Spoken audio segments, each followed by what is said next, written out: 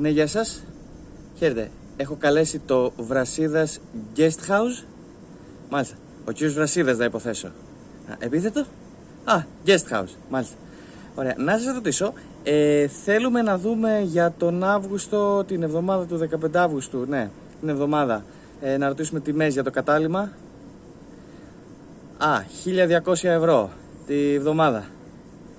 Την ημέρα. Μάλιστα. Θα μπορούσατε να κάνετε κάτι καλύτερο? 1.400. Όχι, δεν καταλάβετε. Αν μπορείτε να κάνετε κάτι καλύτερο για εμάς. Ναι, όχι για εσάς. Πόσο μου είπατε?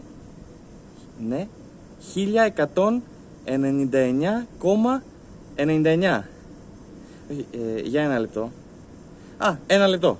Ναι, ένα λεπτό την ημέρα. Οπότε για 7 ημέρες που είναι μια εβδομάδα είναι τετραγωνική ρίζα του 546 επί χ στο τετράγωνο για 4, ρίζα 12, ολοκλήρωμα από το 1 μέχρι το σύνα, 7 λεπτά.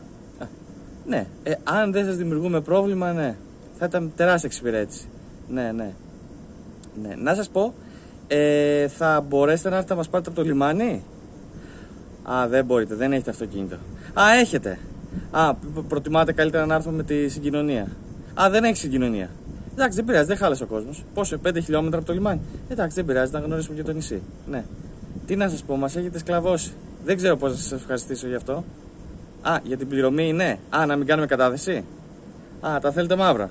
Μαύρα είναι. Ναι. Έχουμε μαύρα, ναι. Σας δώσουμε μαύρα, ναι. Μην ανησυχείτε. Ναι. Εντάξει. Σας ευχαριστώ πάρα πολύ. Δεν ξέρετε τι διευκόλυνση μας κάνετε. Να είστε καλά. Γεια σας.